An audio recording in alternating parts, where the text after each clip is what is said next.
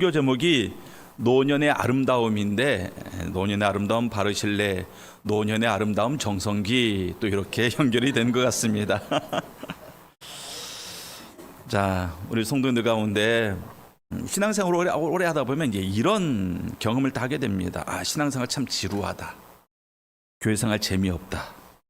매주 교회 나오는데 예배 감동도 없고, 기도 나는데 마음이 뜨겁지도 않고, 찬양도 그저 습관적으로 하고, 아침에 눈을 떠도 오늘 하루에 대한 기대감이 없습니다. 그저 하루하루가 반복되는 일상처럼 그저 그렇게 이루어져 가고 있습니다. 그러면서 뭐 생각을 하죠. 난 왜 사는가? 도대체 내 믿음은 뭔가? 내 신앙생활 어디로 가고 있는가? 이런 질문들이 마음속에 맴돌게 됩니다. 오늘 우리가 살펴볼 내용은 이러한 신앙의 매너리즘에 빠진 사람들에게 큰 도전을 주는 그러한 사람입니다. 바로 노년의 아름다움의 모습을 보여주고 있는 한 인물에 대해서 우리가 보도록 하겠습니다. 바로 바르실레입니다. 이 바르실레가 우리에게 보여주는 모습이 무엇입니까? 첫째, 스스로의 한계에 머무르지 말라는 겁니다. 31절 말씀을 보면 길르앗 사람 바르실레가 왕이 요단을 건너가게 하려고 로굴림에서 내려와 함께 요단에 이르니, 자, 길르앗 사람 바르실레. 다윗이 압살롬의 반역으로 말미암아 마하나임으로, 요단강을 건너서 마하나임으로 피난하지 않았습니까? 그때 이 바르실레가 다윗을 찾아와서 다윗과 그 함께한 사람들을 공개했다, 그렇게 성경이 말하고 있습니다. 왜? 큰 부자임으로 왕이 마하나임에 머물 때 그가 왕을 공개하였더라. 그리고 나서 이제 전쟁이 끝났습니다. 다윗이 이겼습니다. 전쟁에서 끝나고 다윗이 예루살렘으로 돌아갈 때, 그때 이제 바르실레가 이 왕을 배웅하기 위해서 나온 거예요. 배웅하기 위해서 나왔습니다. 이 바르실레에 대해서 성경은 이렇게 말하고 있습니다. 자, 여러분들 32절 말씀 보면 나이가 얼마라고요? 나이가 80세래요. 자, 지금은 이게 80, 그냥 80살, 그거 80. 그런데 그 당시에 이 80이라는 나이는 장수한 겁니다. 매우 장수한 그러한 사람이다, 이것을 보여주고 있습니다. 또 그 사람은 어떤 사람이라고요? 큰 무엇이었다? 부자였다. 큰 부자였습니다. 물질적으로 풍족한 사람입니다. 그리고 어디에 살던 사람이다? 길르앗 사람이다.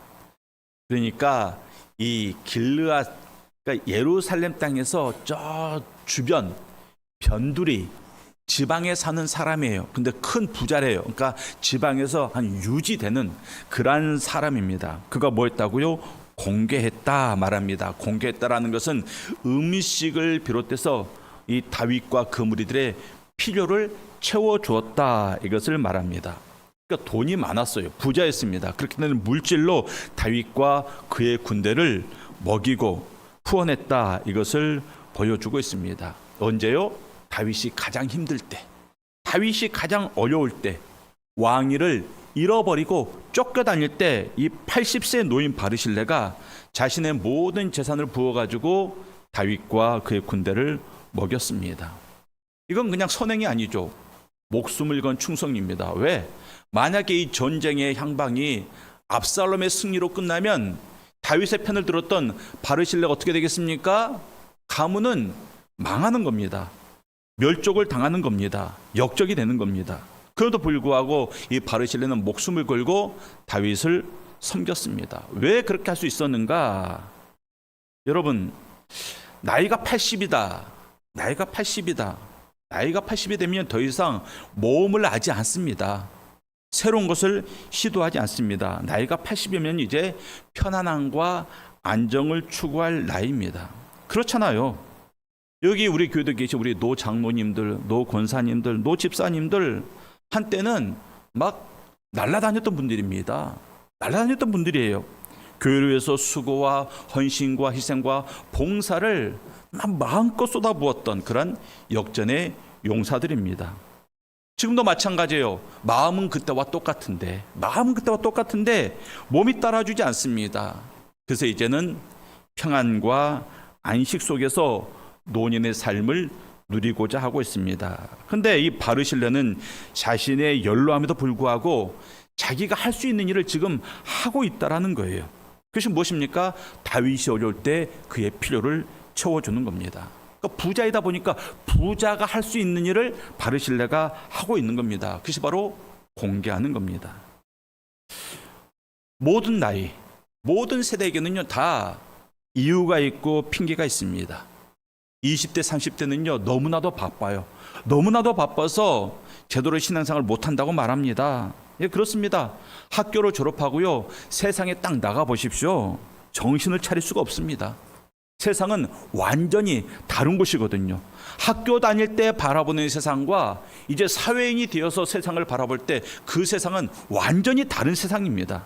그래서 그 세상의 기반을 잡기 위해서 정말 바쁘게 살아갑니다. 정말 바쁘게 살아갑니다. 또 40대, 50대는 삶의 짐이 너무나도 많아요. 삶의 짐이 너무나도 무겁습니다. 가정에서, 직장에서 너무나도 큰 책임을 감당해야 됩니다. 또 이제 60대, 70대가 되면 점점 힘이 없어집니다. 하루가 달라요. 근력이 떨어지고 기억력이 감퇴합니다.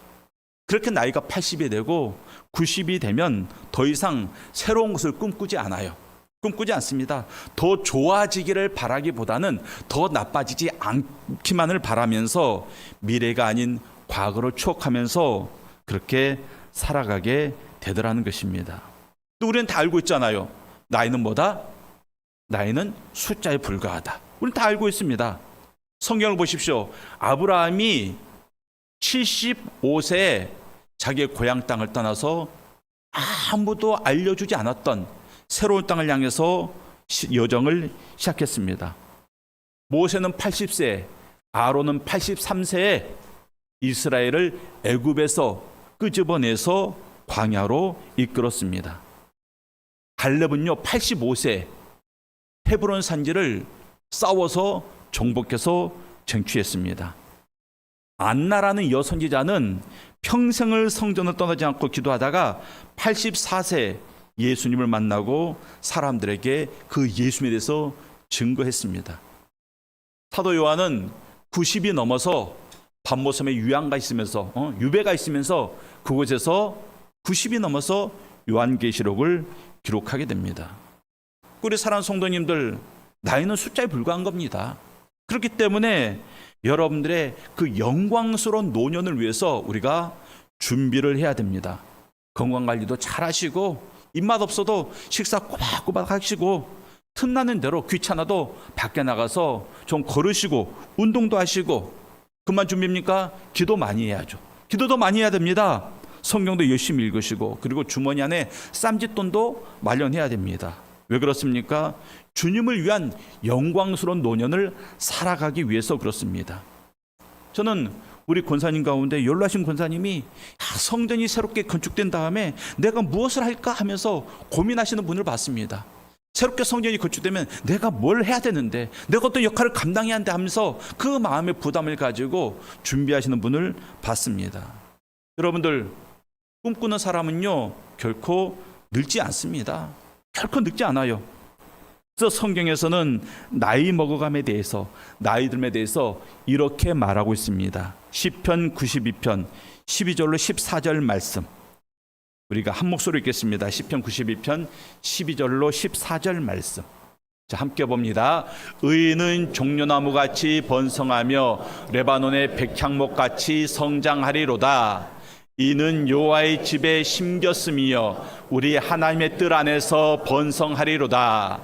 그는 늙어도 여전히 결실하며 진액이 풍족하고 빛이 청청하니. 보십시오. 뭐라고 말하고 있습니까? 의인은 종려나무와 백향목 같은데 그는 늙어도 여전히 결실하며 진액이 풍족하고 빛이 청청하니 그랬습니다.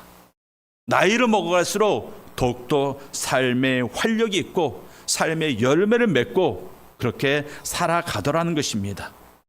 성도의 나이 먹어감이 바로 이렇습니다. 또 고린도후서 4장 16절 말씀에 이러한 말씀이 있습니다. 고린도후서 4장 16절 말씀 함께 봅니다.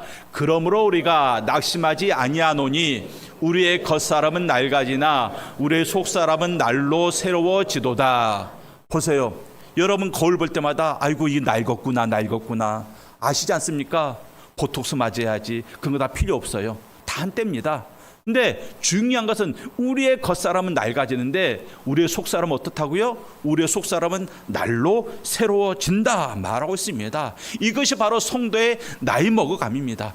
겉사람도 낡아지고 속사람도 낡아지는 게 아니라 겉사람은 낡아지지만 우리의 속사람은 날로 새로워지는 것, 날로 청춘이 되는 것, 이것이 바로 성도의 나이 먹어감이다. 이렇게 성경이 말씀하고 있다라는 것입니다. 그러니까 여러분도 스스로 내 나이가 몇인데 그 굴레에 갇혀서는 안 돼요.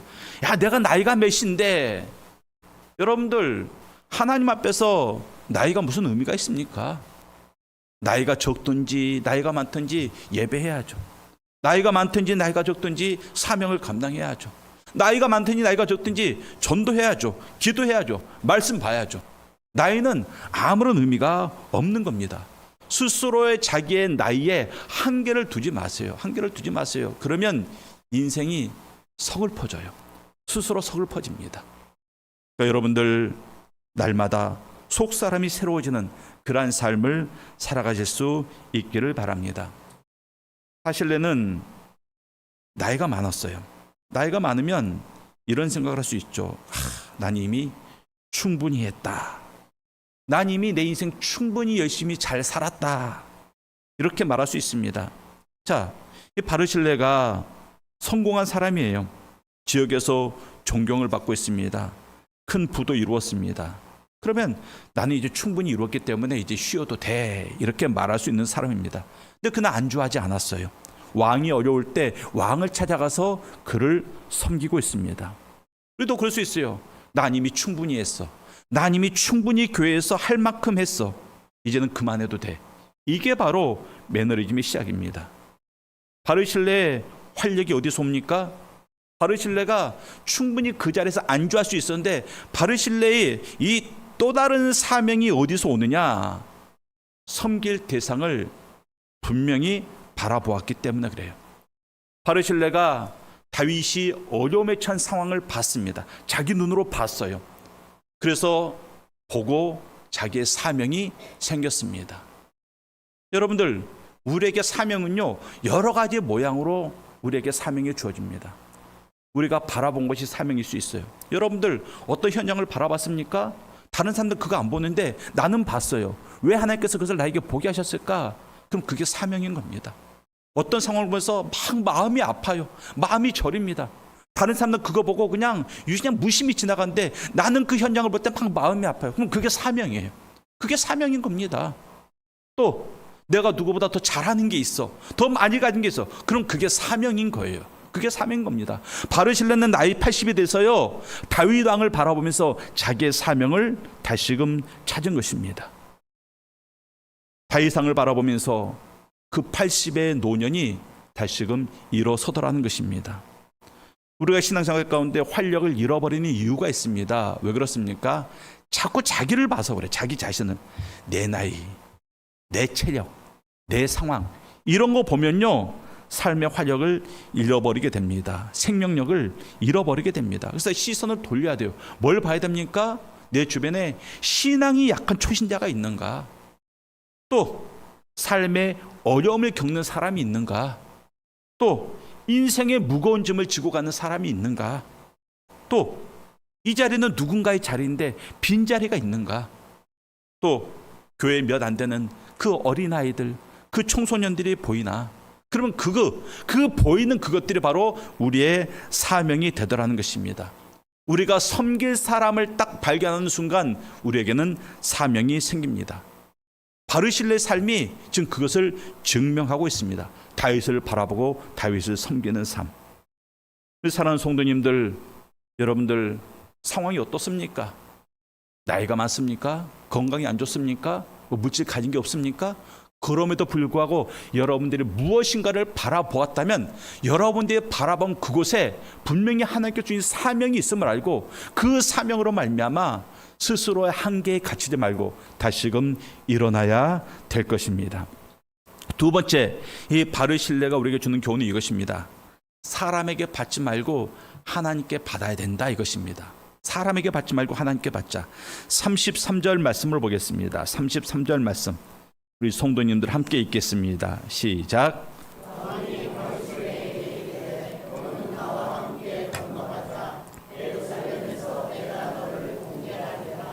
자, 33절만. 이제 왕이 다시금 전쟁에서 승리하고 예루살렘 성으로 돌아가려고 하는데 바르실레가 배웅을 나왔어요. 그동안 바르실레에게 다윗이 큰 신세를 졌잖아요. 그러니까 이제 그 신세를 갚으려고 합니다. 바르실레여, 나와 함께 예루살렘으로 갑시다. 내가 거기서 당신을 공개하겠습니다. 당신의 남은 삶을 내가 책임지겠습니다. 이렇게 왕이 말하고 있습니다. 다윗의 제안은요, 그 당시 인간이 받을 수 있는 가장 최고의 보상입니다. 나와 함께 건너가자. 왕과 함께하는 인생입니다. 여러분들, 우리의 인생은 어떤 동반자를 만나느냐, 거기에 따라서 천지 차이가 납니다. 내 인생의 동반자가 누구냐. 우리가 잘 알고 있는 이야기 아니겠습니까? 어느 날 호랑이가 여우를 잡아가지고 잡아먹으려고 했어요. 그때 여우가 꾀를 내서 말합니다. 네가 감히 나를 잡아먹어, 호랑이 따위가? 나는 하늘의 천재가 나를 동물의 왕으로 삼았다. 내 감히 네가 나를 잡아먹어? 네가 나를 잡아먹는다면 천재의 벌을 받게 될 것이다. 만약에 내 말을 못 믿겠으면 내가 앞서갈 테니까 내들을 따라오면서 동물들이 나에게 어떻게 하는지 봐라, 그랬어요. 그래서 여우가 앞서가고 호랑이가 뒤따라갔는데 진짜 아니나 다를까 숲속에 들어가니까 모든 동물들이 여우를 보고 도망치는 겁니다. 그래서 호랑이는 짐승들이 정말 여우를 보고 도망치네. 정말 하늘에 있는 천재께서 여우에게 동물의 왕이라는 그러한 직위를 주셨나 보다, 그렇게 여깁니다. 여러분들, 실제로는 동물들이 누구 보고 도망간 겁니까? 여우가 아니죠. 여우 뒤에 따라오는 호랑이 보고 도망간 거예요. 그래서 여기서 나온 사자성어가 호가호위 아닙니까? 여우가 호랑이의 위세를 빌리다, 그런 말이 나온 겁니다. 누구와 함께 하느냐에 따라서요, 인생이 달라지더라는 것입니다. 여우도 호랑이와 같이 있으면 호랑이의 위세를 사용하더라는 것입니다. 범죄의 전쟁이 있습니다. 범죄의 전쟁은 그 영화를 보면 제가 전에도 말씀드렸다시피 이 최민수라는 사람이 이 수갑을 차고 경찰서에 잡혀와요. 근데 형사가 이 최민수의 따귀를 때리죠. 그러니까 최민수가 말하죠. 최민수가 이 형사를 같이 때리면서 내가 니네 서장과 밥도 먹고 사우나도 가고 할 거 다 했어. 범죄자 주제에 수갑 차고 큰 소리 치니까 형사들이 그 앞에서 꼼짝 못하고 굽신거립니다. 왜? 자기 서장하고 밥 먹었대는데. 그게 중요한 거예요. 난 누구랑 함께하고 누구랑 밥을 먹고 있느냐. 우리 성도님들, 여러분들 누구랑 함께하고 있습니까?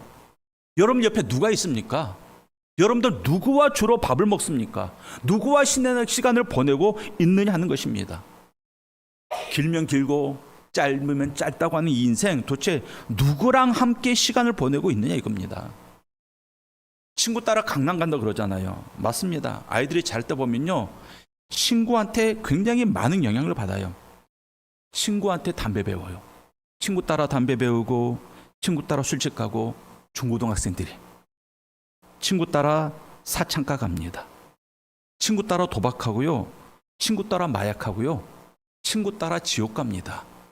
우리의 자녀들이 그래요. 그러니까 여러분은 여러분들의 그 사랑하는 자녀들 옆에 누가 있는지 알아야죠. 내 자녀 옆에 누가 있는가? 내 자녀들 동반자는 누구인가? 왜? 그들이 내 자녀들의 인생을 결정하기 때문에 그래요. 여러분들이 알고 있어야 됩니다. 당연히 알고 있어야 되죠. 그래서 믿음의 사람, 나에게 말씀으로 권면해 줄 수 있는 사람, 나에게 선한 영향을 끼치는 그러한 사람, 나의 삶을 거룩함으로 이끌어 줄 수 있는 그러한 사람, 그러한 사람이 우리 주변에 있어야 됩니다. 그러한 사람을 만날 수 있고 그런 사람과 교제할 수 있는 것이 바로 교회이고 목장 아닙니까? 그러니까 여러분들 목장 생활 잘해야 돼요. 목장 생활 잘하면서 그 안에서 정말 마땅히 만날 사람을 만날 수 있어야 됩니다. 자, 본문에 계속 보면 다윗이 바르실레에게 어디로 가자고 말합니까? 예루살렘으로 가자고 말해요. 예루살렘. 자, 예루살렘은 이스라엘의 수도죠. 이스라엘 수도입니다. 지금도 마찬가지고 그때도 마찬가지고 동서에는 막론하고 모든 것은 어디로 모입니까? 수도로 다 모여요. 사람도 수도로 모이고 물질도 수도로 모이고 권력도 수도로 모입니다. 그러니까 그렇게 길을 쓰고 서울에 와서 살려고 하는 겁니다. 지금 바르실레는 저 지방 변두리에 살고 있습니다. 지방에서야 내가 그 지방 유지가 되어가지고, 왜? 부자니까 좀 행세할 수 있지만 그래봐야 지방이에요. 지방. 과거의 조선시대 우리나라 지방의 관리들은요, 한결같이 꿈이 중앙정부로의 진출이었습니다. 왜? 왕 옆에 있어야지 왕의 눈에도 띄고 그래야지 더 높은 권력을 차지할 수 있기 때문에 그렇습니다. 그래서 모두가 수도 서울로, 한양으로, 예루살렘으로 가고자 합니다. 만약에 바르실레가 다윗을 따라서 예루살렘으로 가게 되면 바르실레만 가겠습니까? 자기 혼자만 가겠습니까? 가족들 다 데리고 갈 거예요. 여러분들, 말은 제주로 보내고 사람은 서울로 보낸다고 앞으로 자손들이 대대손손 예루살렘에서 터를 잡고 살아갈 수 있는 그러한 기회를 바르실레가 제공할 수 있습니다. 그러니까 자기를 위해서도 자녀들을 위해서도 마땅히 예루살렘으로 따라가야죠. 또 본문을 보면 다윗이 말하기를 왕이 바르실레를 공개하겠다 말합니다. 바르실레 삶을 책임지겠다라는 거예요. 그 사람의 남은 삶을 왕이 책임지겠다라는 것입니다. 이것은 개인에게도 영광이지만 가문에게 영광이요. 가문의 영광. 저희 교회 어느 권사님 댁에 가면 벽에 두 분의 대통령으로부터 받은 표창장 두 장이 딱 걸려 있습니다. 대통령에게 표창장을 받았다. 자랑거리죠. 만약에 저도 대통령에게 표창장을 받았으면 사람들이 가장 잘 보이는 곳에 커다랗게 딱 걸어놓을 거예요. 왜? 가문의 영광이기 때문에 그렇습니다. 여러분들, 대통령에게 상 받은 것도 영광인데 왕이 책임지는 인생, 왕이 책임지는 가문, 얼마나 영광이겠습니까?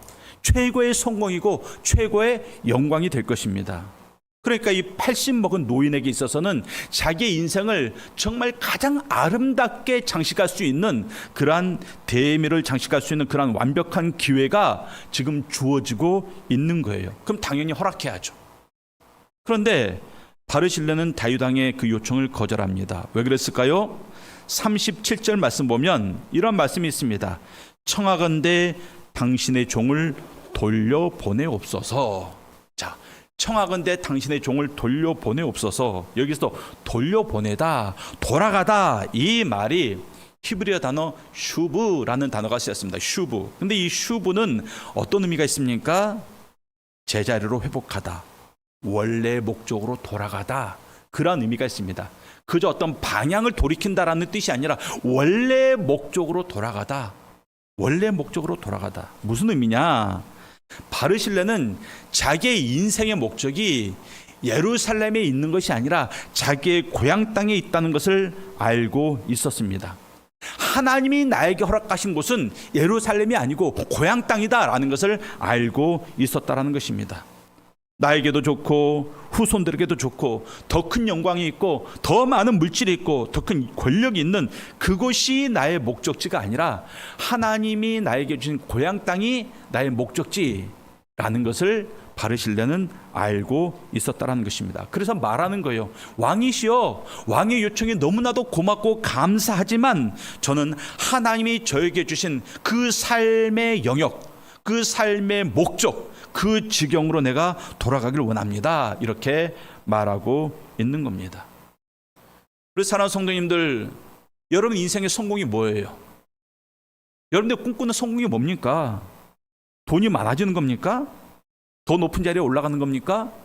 아니면 아프지 않고 건강하게 잘 살다가 천국 가는 겁니까? 아니면 여러분들의 자녀들의 인생이 술술술 잘 풀리고 나보다 더 잘 사는 것, 그것이 여러분들의 인생의 성공입니까? 아니에요. 성경에 말하는 성공이란 무엇입니까? 우리를 향한 하나님의 뜻에 합당하게 살아가는 것, 그것이 바로 인생의 성공입니다. 그러니까 하나님의 뜻에 합당하게 살아가는 성도, 하나님의 뜻에 합당하게 목회하는 목사, 하나님의 뜻에 합당하게 충성하는 직분자, 하나님의 뜻에 합당하게 땀 흘리는 봉사, 이게 바로 성공하는 인생이 되는 겁니다. 우리 사랑하는 성도님들, 하나님께서 여러분들에게 주신 그 자기 자리를 찾아야 돼요. 내 자리가 어디 있나? 내가 원하는 자리가 아니라 하나님께서 목적을 두신 그 자리가 어디인가, 이것을 우리가 찾을 수 있어야 됩니다. 바르실레에게는 왕궁도 매력적이었지만 자신의 자리가 아니었습니다. 여러분들의 자리가 어디예요? 그거 알아야 됩니다. 그것이 바로 사명지이고 그것이 바로 안식처입니다. 그곳에서 비로소 하나님의 은혜를 누릴 수 있게 되는 것입니다. 사람을 통해서 받으려고 하지 말고 하나님께서 주시는 것으로 우리의 인생을 채워나가실 수 있기를 바랍니다. 또 이 바르실레 인생이 아름다운 인생이 될 수 있었던 세 번째 이유는 다음 세대를 세워나가기 때문에 그렇습니다. 다윗 왕이 바르실레에게 함께 가자고 할 때 바르실레가 저는 못 갑니다, 거절하죠. 그리고 한 가지를 왕에게 요청합니다. 37절 말씀입니다. 37절 말씀 함께 보겠습니다. 청하건대 당신의 종을 돌려보내옵소서. 내가 내 고향 부모의 묘 곁에서 죽으려 하나이다. 그러나 왕의 종 기맘이 여기 있사오니 청하건대 그가 내 주 왕과 함께 건너가게 하시옵고 왕의 처분대로 그에게 베푸소서 하니라. 뭐하고 있습니까? 바르실레가 자기의 아들을 지금 왕에게 추천하고 있습니다. 이름이 김함입니다. 한국 사람 같죠? 김함, 김헌, 김함. 한국 사람 같아요. 그런데 이 바르실레의 아들입니다. 지금 바르실레가 자기 아들을 다윗에게 추천하면서 뭐라고 말합니까? 왕의 종 김함이 여기 있사오니 왕의 처분대로 그에게 베푸소서. 바르실레의 아들이 다윗 왕을 따라서 예루살렘에 가면 뭐 할까요? 뭐 하겠습니까? 봤더니 왕의 종 김함이라 그랬어요. 왕의 종. 아마도 다윗의 신하가 되어서 다윗을 섬기는 일을 하게 될 겁니다. 아버지 바르실레가 다윗을 섬겼어요. 그것처럼 이제는 자기 아들이 대를 이어서 다윗을 섬기게 될 것을 지금 말하고 있습니다. 대를 이어서 사명을 감당하는 그러한 가문을 바르실레가 만들어 가고 있습니다. 또 자신이 받을 복을 아들에게 물려주고 있습니다. 여러분들, 예루살렘에서 누릴 수 있는 그 복, 왕의 곁에서 누릴 수 있는 영광을 아들에게 물려주고 있는 거예요. 내가 받을 복, 내가 받을 영광이 있는데 그것을 아들에게 물려주고 있습니다. 자녀에게 돈이나 권력이 아니라 영광스러운 자리를 물려주고 있더라는 것입니다. 이것이 우리의 사명입니다. 다음 세대를 세우는 것. 우리 사랑하는 성도님들, 여러분들의 자녀들을 비롯해서 여러분들의 다음 세대에게 무엇을 물려줄 수 있어요? 무엇을? 재산입니까? 명예입니까? 아니면 믿음입니까? 교회도 마찬가지예요. 우리 장년 세대들, 도대체 우리 교회에 우리 청년들에게, 우리 중고등학생들에게, 또 우리 어린 학생들에게 무엇을 물려줄 수 있습니까? 그들을 세워야 되지 않겠습니까? 그게 우리의 사명입니다. 그래서 그들을 위해서 기도해야 되고 그들을 위해서 내가 받을 복들을 그들에게 양보해 주어야 됩니다. 바르실레 요청에 다윗은 그대로 다 수용합니다. 왕이 대답하되 김함이 나와 함께 건너가려니 나는 네가 좋아하는 대로 그에게 베풀겠고 또 내가 내게 구하는 것은 다 너를 위하여 시행하리라 하니라. 그러면서 바르실레에게 입을 맞추고 축복하고 그를 돌려보냅니다. 입을 맞춘다. 이 성경에서 입을 맞추는 것은 친밀함과 존경의 표시예요. 그래서 누가 누구에게 입을 맞춥니까? 아랫사람이 윗사람의 손등에 입을 맞추거나 아랫사람이 윗사람의 신발에 입을 맞추는 거예요. 근데 지금 다윗이 윗사람이 자기 신하와 같은 그냥 백성에게 입을 맞추고 있습니다. 그만큼 다윗이 바르실레에 대해서 각별한 사랑을, 그리고 그 노년의 아름다운 모습에 존경심을 표현하고 있는 것입니다. 백성이 다 요단을 건너매 왕도 건너가서 왕이 바르실레에게 입을 맞추고 그에게 복을 비니 그가 자기 곳으로 돌아가니라.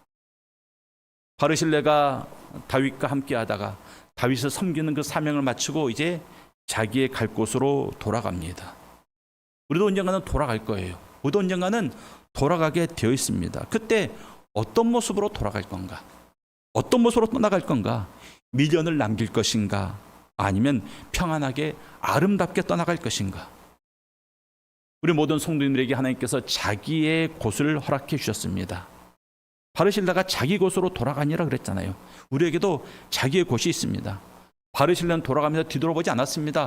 후회하지도 않았습니다. 그냥 평안히 자기의 곳으로 돌아가고 있습니다. 이게 믿음이에요. 이게 성숙입니다. 이게 바로 인생의 아름다운 마무리입니다. 그래서 사랑하는 성도님들, 80세의 바르실라가 보여준 이 모습은 단순히 노년의 지혜로운 모습이 아니라 하나님을 경외하는 믿음을 가진 성도의 그 아름다운 노년의 모습을 보여주고 있습니다. 우리 성도도 언젠가는 돌아가게 될 때 이 바르실레처럼 정말 아름다운 모습으로 우리 인생을 마무리하는 존경과 축복으로 우리 인생을 마무리하고, 그리고 그 존경과 축복과 영광을 다음 세대에 대를 이어서 전파해주고, 그런 삶을 우리가 살아가야 됩니다. 그래서 뭐 해야 된다고요? 스스로 나이라는 한계에 갇히지 마시길 바랍니다. 내가 80평생 할 만큼 했다, 그러한 자기 위안에 갇히지 않기를 바랍니다. 80세도 사명이 있고 90세도 사명이 있습니다. 여러분들 바라보는 모든 것들이 우리의 사명이 됩니다. 그 사명을 위해서 다시금 겉사람은 낡아지나 속사람은 늘 새로워지도다, 이 말씀을 믿고 이 말씀처럼 살아가는 우리 귀한 성도님들이 다 되시기를 주님의 이름으로 축원합니다. 기도하겠습니다. 하나님 아버지,